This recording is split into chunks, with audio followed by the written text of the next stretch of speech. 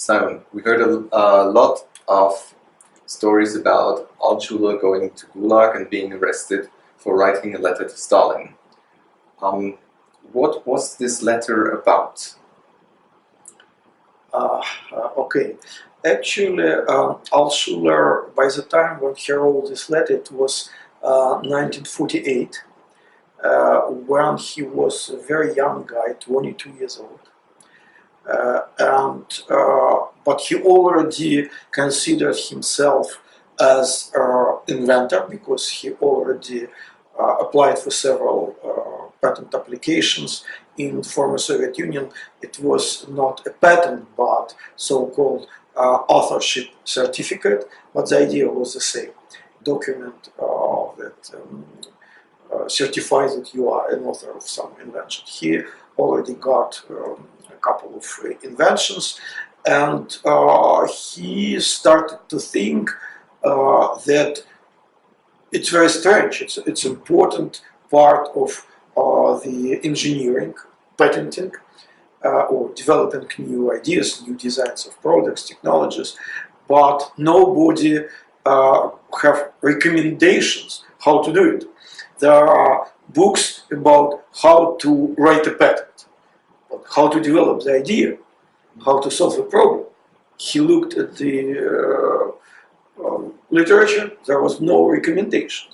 And he and his colleague and friend, his name was Raphael Shapiro, they started to discuss the idea, maybe it makes sense to develop some specific rules and recommendations to inventors, not how to patent the ready to go idea, but how to develop the idea. And they started from kind of benchmark. What's on the market right now? Because Soviet Union was a pretty close community. It was the Iron Curtain, Stalin's times. They couldn't get information from outside of the Soviet Union. The only information that was available is statistics from Soviet Union inventors. There was a society of inventors, there were some journals for inventors, there was some information. And he and his colleague and co-author, they looked at these materials, and their conclusion was that the system of invention and innovation in Soviet Union was just awful. There was no real help for inventors and no recommendations. Even more, the system worked against inventors. And Altshuller was a young guy, a brave guy, and he and his friend, they decided, okay, we should change this situation. But they know, they knew from the early age that the only way in Soviet Union to change something is to ask Stalin to change something. Okay. Because nobody could take an initiative without some punishment. That's why they said, okay, we have to change it, let's write a letter. And they wrote a letter to Stalin about the situation with inventive organization and inventive methodology in Soviet Union. And in this letter, they were absolutely clearly stated that the situation was absolutely awful. And after that, they were invited to Moscow. They lived in the city of Baku, the capital of one of the Soviet Republic, Azerbaijan. They were invited to Moscow to the office of the chief of KGB. His name was Lavrentiy Beria, and he started to ask them questions.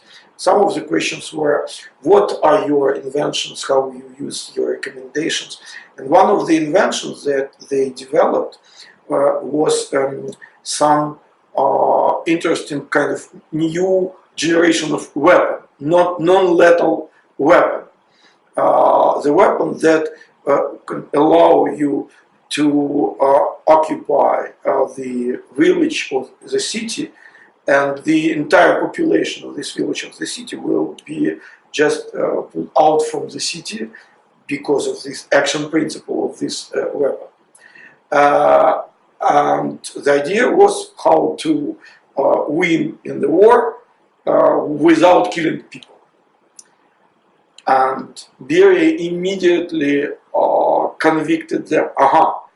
This weapon, he asked a question. Could you use this weapon to disrupt the military parade on Red Square? We don't want to do it, but yes, it could be done. That's it. They were convicted, and they both got 25 years in Gulag. Okay. And it was really, they were very young guys, and it was a tragedy. The Altshuller's mother, she asked for pardon for Altshuller, but these judges, they said, no, 25 years, it's 25 years. His mother committed suicide, and Altshuller never agreed with this conviction. He insisted that he is innocent.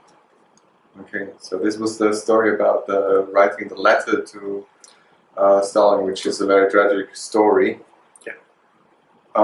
Fortunately enough, he didn't spend 25 years in Gulag. Stalin passed away in 1953, and that was the finish of Altschuller's conviction.